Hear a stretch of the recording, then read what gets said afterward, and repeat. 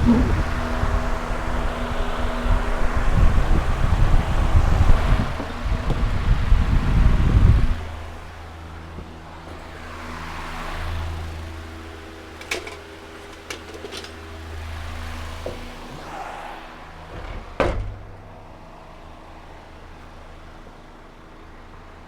morning.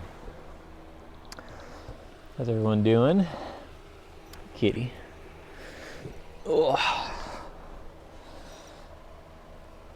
Today I got the muck boots on, nice tall ones to let you see this fashion glamour of tall boots. There are tall socks in there too. What's nice about these boots though is I could, if I wanted to, fold them down and make them a little easier because this top is made of neoprene. So then you see my little socks poking out, but it's more comfortable for me to wear them up. All right, so it has rained pretty heavily. Everything's pretty soaked right now, so I don't have to water. Cool. It's actually supposed to rain a lot today. Looks like between 1/4 of an inch and an inch of rain today. That's the tropics for you. That's a pretty regular, if it's gonna rain, it's usually quite a bit. So this morning I'm gonna just check on the chickens and the greenhouse as usual, the morning chores, and I think I'm gonna try to transplant a few of the smaller orange bell pepper plants I have behind those tomatoes there, and put them in a different place that they might like a little bit better. Just try it out, you know. So let's get going.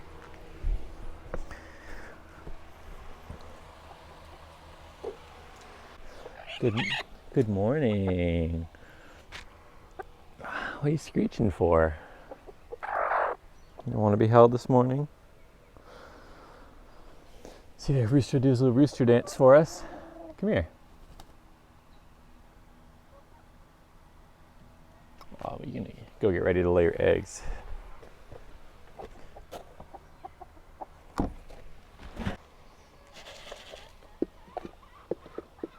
It's actually a decent amount in there. I'm actually not going to give them more because it's going to rain a lot and I don't want them to just waste it. Hey Rooster, hey Rooster. You do your little dance? You do your little dance? If you watch the April 2020 backyard tour, this pile was higher even then. And it's pretty much just completely spread out, and that's giving me a sign that this compost is more or less ready. Because if they're this interested in it,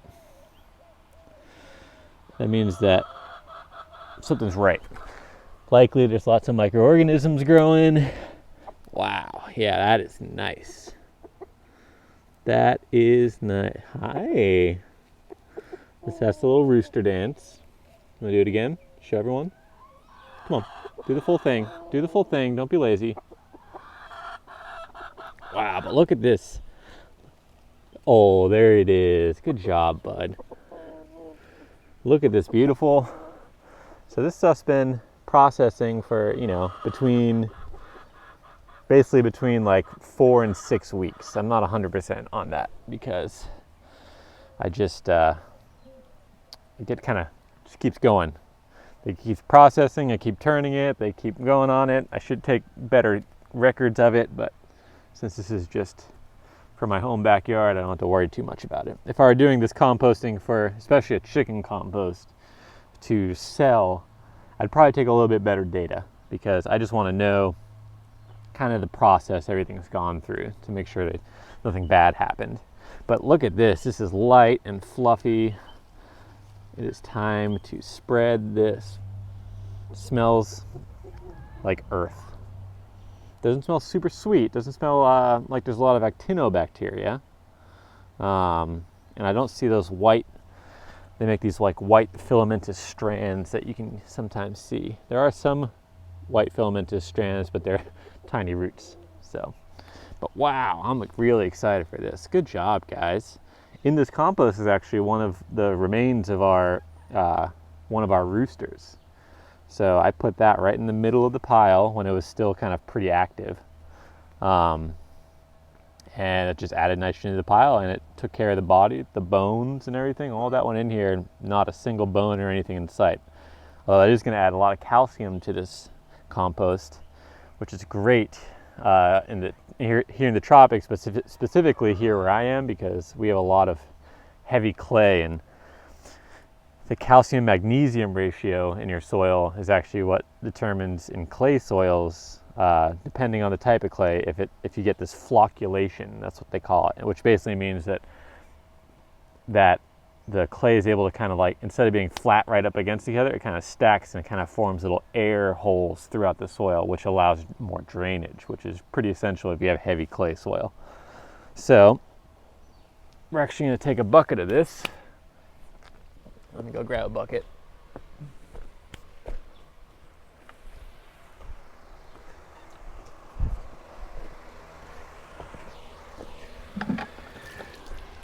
Hey, kitty.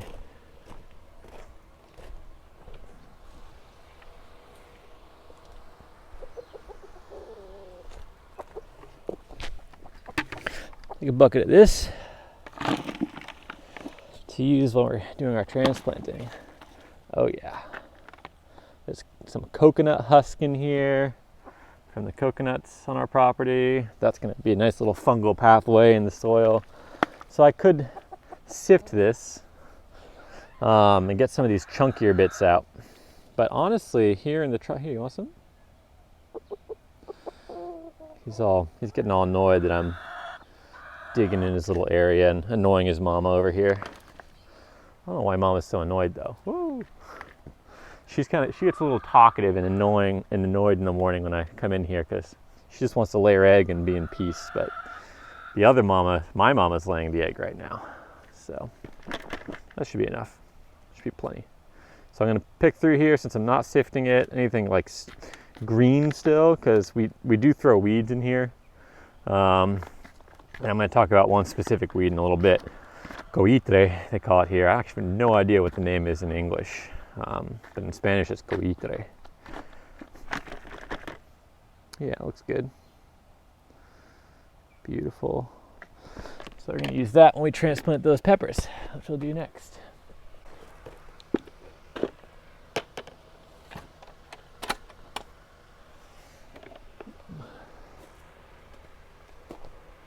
Look at this. I commented on it earlier. Little baby watermelon right there. Super excited about that. We love watermelon here, especially in the tropics where it's super hot. I'm hoping that actually makes it to fruition. I'm going to have to watch that one a lot. There's a pineapple. So this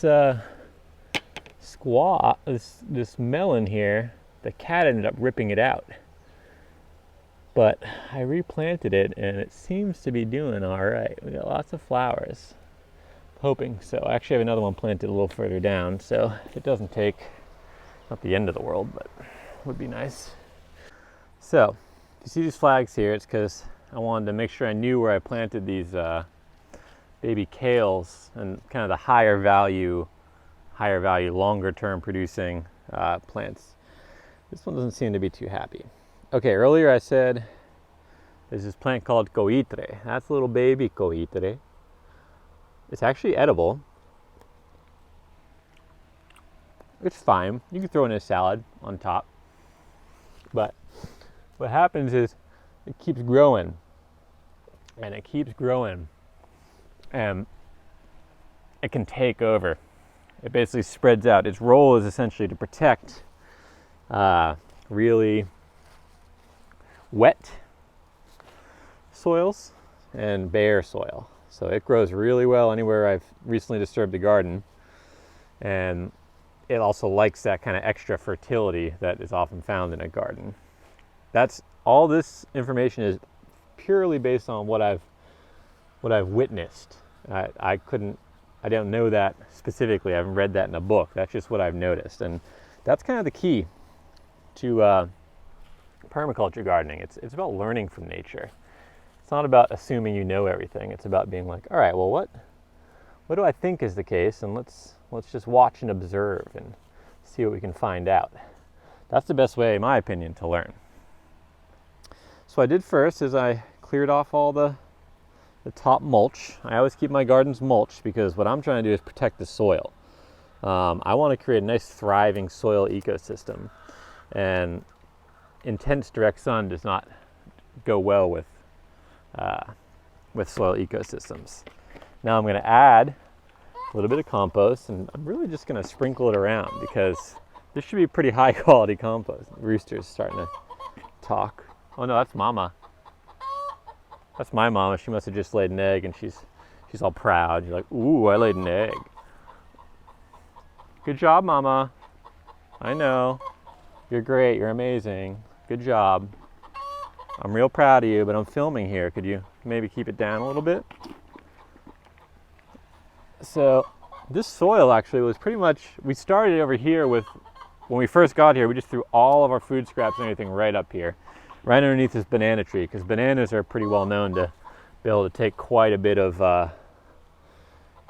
extra excess organic matter and just put it into all this delicious stalks and bananas and everything.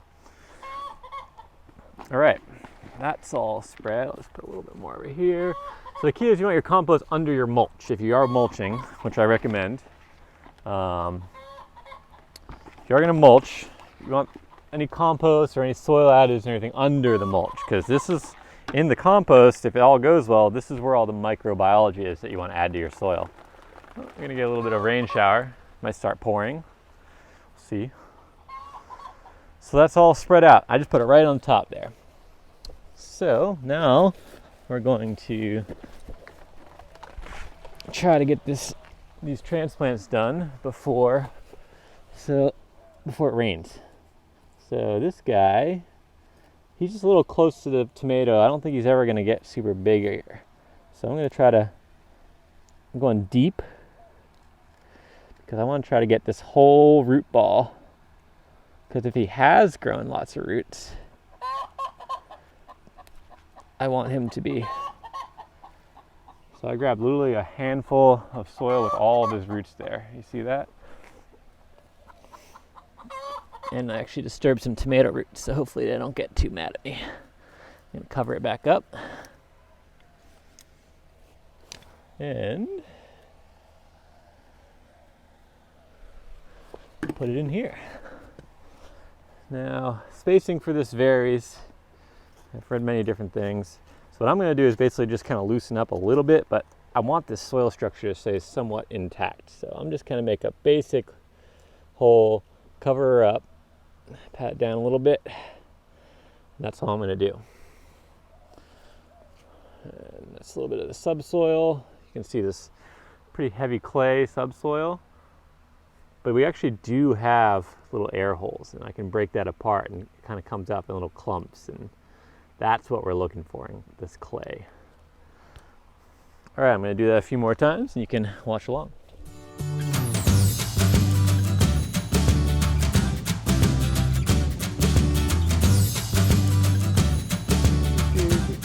So right now I have like a 8-inch spacing, 6 to 8 inch.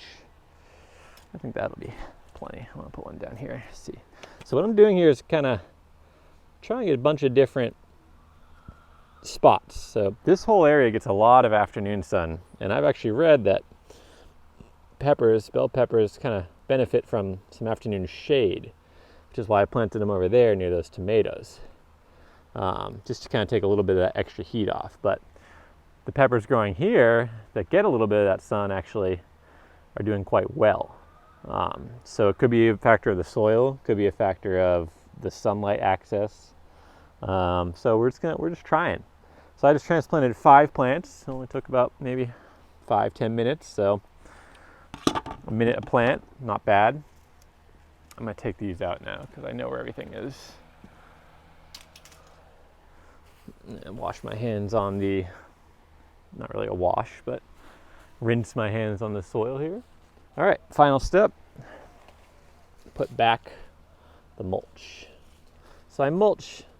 Some people don't like mulch, especially in wet climates, because it can attract slugs and snails and cause problems. But really, for me, you want to protect the soil. And if you don't have a perennial ground cover on your soil, then you should really mulch your soil. You don't really want bare exposed soil. Now, there are people who argue for you actually do want that bare soil, especially when it's really wet, because you want things to dry out. And that's actually true. If it's wet rainy season and you're getting a lot of rain, your soil's like completely like saturated, maybe that's a good idea. Maybe it's a good strategy.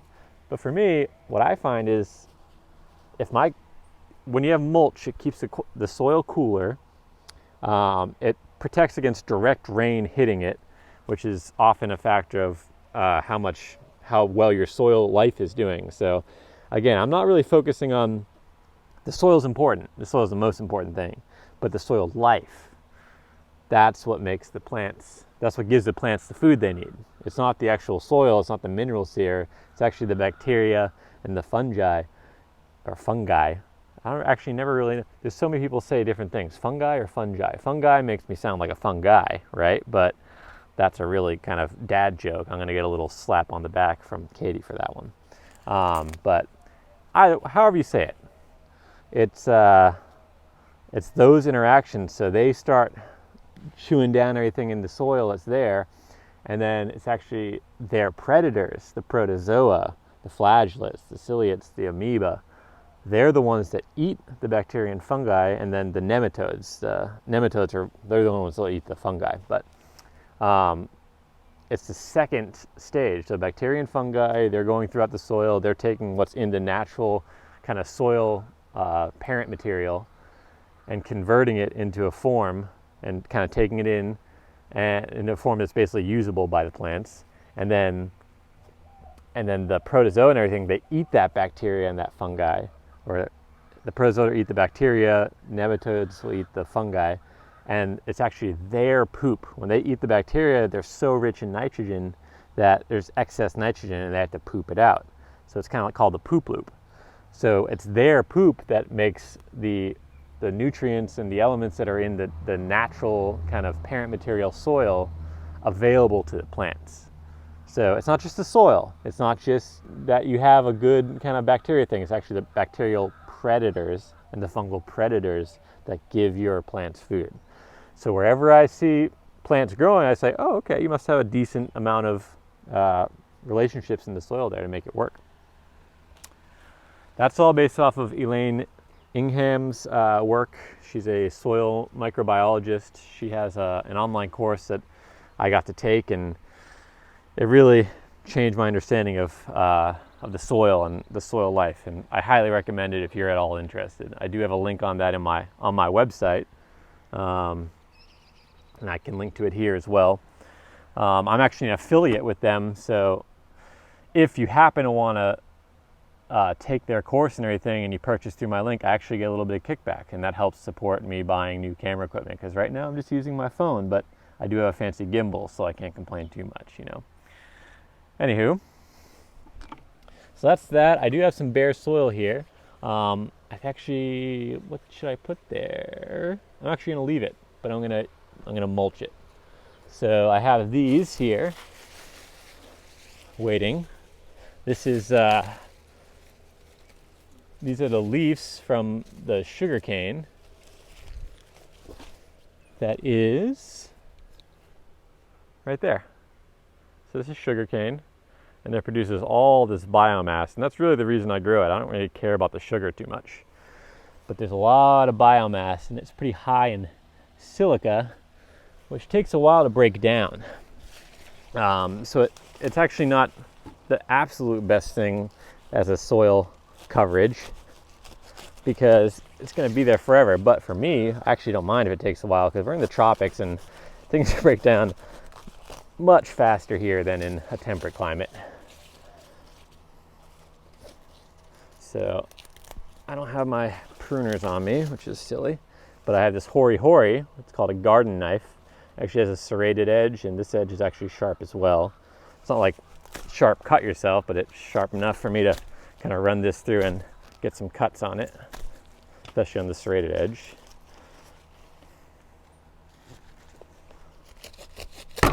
Woo. It's all right, bud. It's all right. Just knock the bucket over. Rooster's very sensitive about loud noise in the backyard. He does not like to not know exactly what made a noise. And that's a good thing. He's protecting our mamas. He's protecting the hens in there. He can be a little loud. It's hard. Some people are kind of against roosters because they're just loud. They are loud. Can't argue with that. But they serve a great purpose. They help protect the ladies. I think they're beautiful, especially ours. If you treat them right, they're pretty sweet. You know, they're kind of funny, and when we come out, if he's all in his little mood, he'll be running up and down against the fence and like trying to show off, like, I'm the boss, I'm the boss, I'm the boss. It's pretty fun. All right, folks, finishing up here.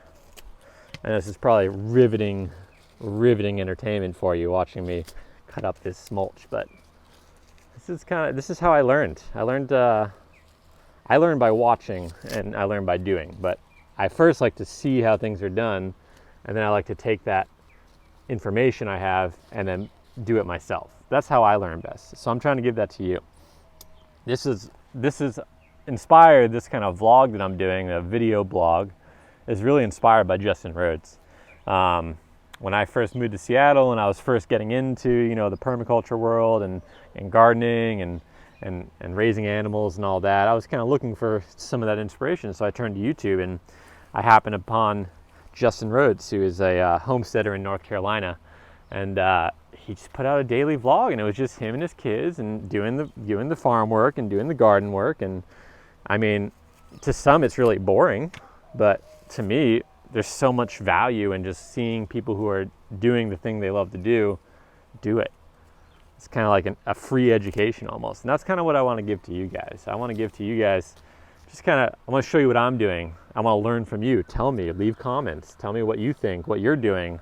If you know for a fact that this is wrong, tell me why. I want to know. I just want to I want to share my journey with you so that you can maybe be inspired to start planting your own. I'm hoping to do lots of kind of smaller videos on like how-tos and all that kind of stuff, but I really need your input. What do you want to see? So if you are watching this and you got into this point in the video, good job. You made it through a lot of rambling and discussing, but yeah, I'd love to know what you want and what you want to see. And if you are watching this on YouTube, please like and subscribe to the channel. That allows me to essentially add more features. You know, I think at like 100 followers or something like that, 100 subscribers, I get to actually have it say YouTube/Tierra Permaculture. God, my Spanish, I'm still kind of getting back into the Spanish groove, and sometimes I feel pretty embarrassed, but Tierra Permaculture. Tierra means soil. It also means earth. It also means land. It's like, it really speaks to me because we're here in Puerto Rico, and Puerto Rico has played an important part in my life. I lived here as a kid. I came back here for 5 or 6 years every summer when I was in grade school, and helped my family friends up the road run a kayak tour business in the summer. I was an assistant tour guide, just helped, you know, load the kayaks, helped during the tour and all that kind of stuff. And I just love it here. This is my place. I really love Puerto Rico, and I'm so happy to be back here. We just moved here back about just almost a year and a half ago, a year and 4 months ago, year and 5 months ago. We're getting into May almost. Anywho, that's it, guys. That's it for today. Let's get you a nice view of the cat if he's around, because that's I kind of like to show. Oh yeah, I do want to show you one more thing. Yesterday, after the vlog, in the afternoon, we harvested coconuts. Check that out, that big old I've got a lovely bunch of coconuts, diddly-dee. That's for sure. They came from this tree here, and they all came from the back, so the back probably looks a little bit more bare. There's still a bunch of bunches up there for us to harvest. Anyway, there's the roosters.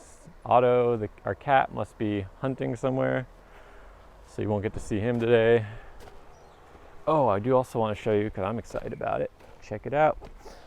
Got sunflower babies coming up. Planted those last week when I did this garden bed. Got a bunch of it, and then look here, this is the cojitre. It grows, and if it has this, any little bit of this stem, you see the roots growing out there? It's kind of a hard angle to see. Let's put it against my hand. See the roots on the bottom there? Any part of the stem you leave in there and it's wet enough, it'll start growing roots and start producing again. So this is pretty much a daily chore that I have to come out here and pull. Once they're in your garden here, they don't really leave. But the plus side is they are edible. And guess what? The chickens love them. Let's see if I can give this to Mama. The chickens, sorry. Let's see, let's get a better one for you. Here's one. The mamas love them. So this is just chicken food. And I just throw it in there and it gets mixed in with the compost, yeah, and I have to sift it out. But as it mixes in with the compost, it starts growing again. And then that's food for my chickens. I'm all about not having to buy lots of feed. All right, for real this time.